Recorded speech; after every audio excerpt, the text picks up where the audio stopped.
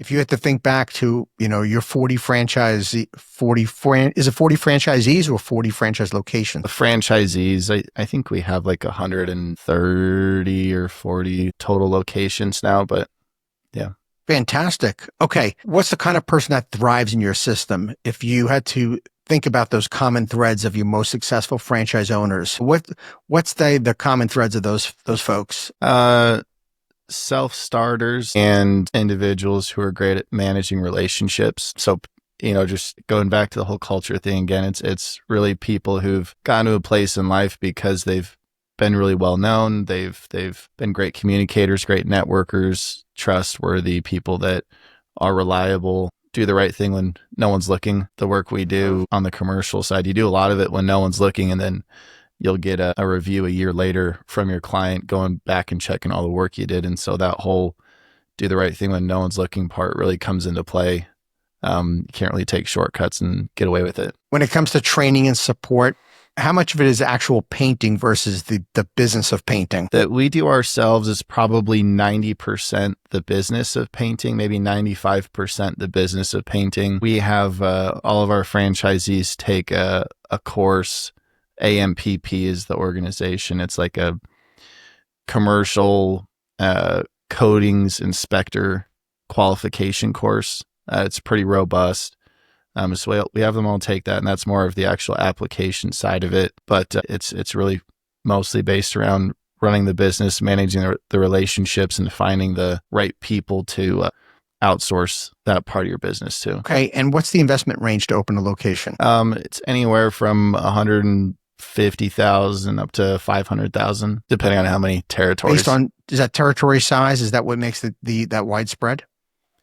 Yep. Yeah, there's a few different options. We do have some owner operators that really just want to buy one territory, go work their area. They don't really have the aspiration to go network and try and work with their own national account customer. They'd rather just have work fed to them and do their own thing. And so that's kind of a smaller territory purchase. But then we have some other individuals who C-level background or, high business acumen who want to expedite that opportunity to get some face time and some interactions with Fortune 500 customers. That's a bit more training on our end, a bit more conference networking that us as the franchisor need to get involved in. And so that's why we tier it up to $500,000 to cover all those costs. If you had to choose kind of on the going forward, growing wise, what's the type of franchise owner you'd want? Do you want the manager operated or the owner operated? Yes, I think it takes both. You don't want it to be top heavy necessarily with everyone trying to be in charge of everything. I think that there's really a healthy balance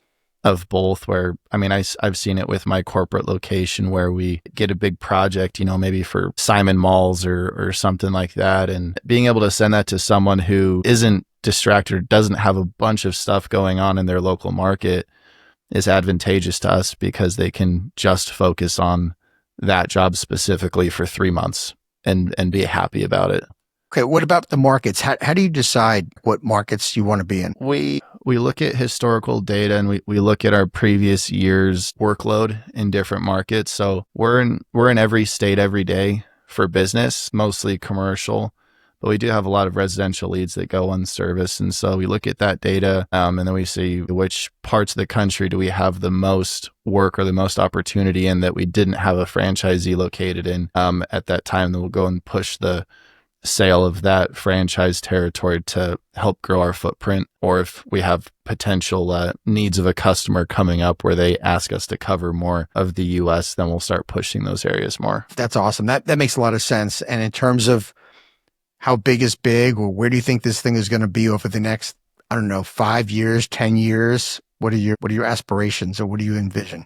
Oh, you're asking a dreamer's dreams. I always have the pushback of, well, what's realistic? I'm like, I have no idea what's realistic. I just know what I can dream up. But I would love to make this thing $1 billion business in the next 5 years. There's a few things we're doing right now that I think could get us there. A lot of work, obviously, but I think we're pointed in the right direction. That's great. Well, it's the people who are unrealistic that make the magic happen, right? That's a good point. Yeah. Unrealistic goals. Yep.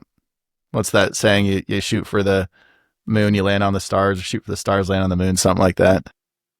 Something like that. Yeah. Exactly. Are there any trends or anything that you've seen change? I mean, you've been in this business, geez, 10 years now, right? Anything that's changed for you in terms of trends that you're seeing in the industry or customer wants and needs that have evolved? On like franchising specifically, or like painting industry? Like in the painting industry, like your customer, are you seeing a different type of customer need that has changed? I'm just curious on how your business has evolved in terms of how you're servicing folks. Yeah, I think that there's a new demographic that is now a homeowner. I'm probably part of that newer demographic. And I think in a large way, it's shifting from being totally digital to more of a networking or in-person opportunity. When I first started, it was almost entirely digital. Like it was just Google ads or lead generators, this and that. And I think that over the last decade, it's somewhat soured the consumer experience in a few ways. Ugh. And so I think that it's moving more to that. How can I buy services in a different way? There's a desire for it.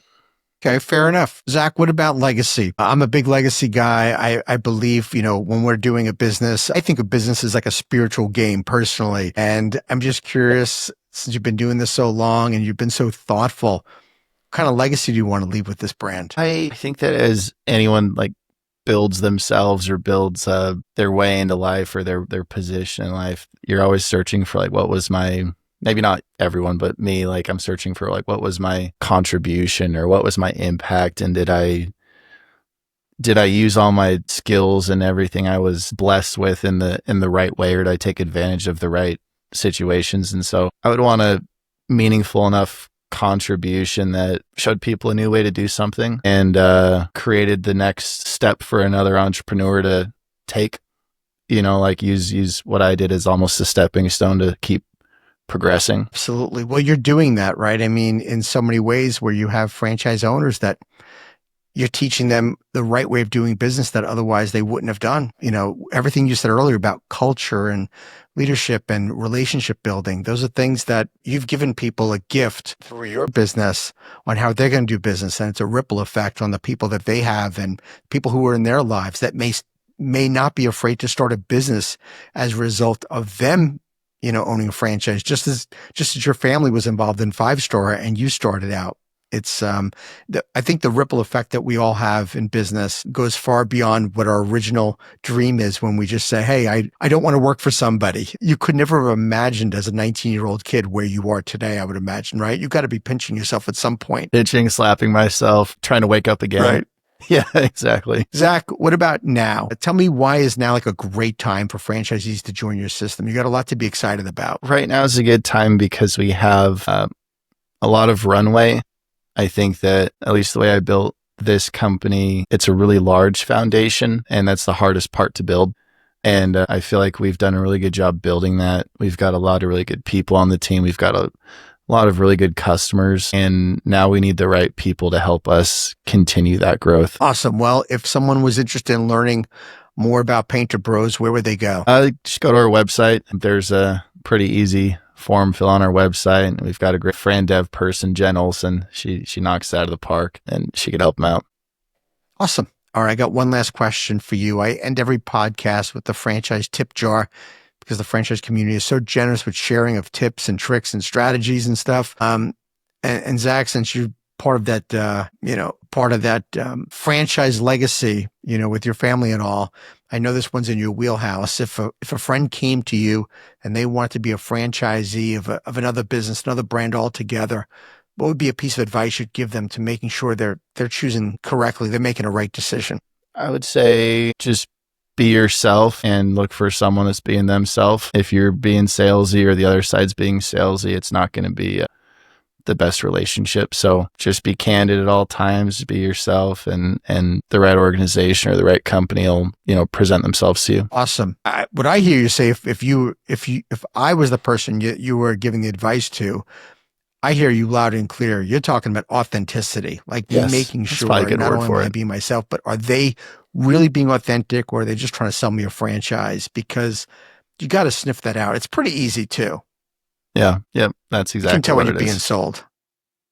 Yes. Awesome. Zach, thanks so much for being on the show. I appreciate it. And I wish you all the best and continued success. Awesome. Thanks, Frank. I appreciate you.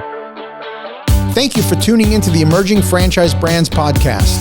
For additional insights, guest applications, and to stay connected, visit us at efbpodcast.com.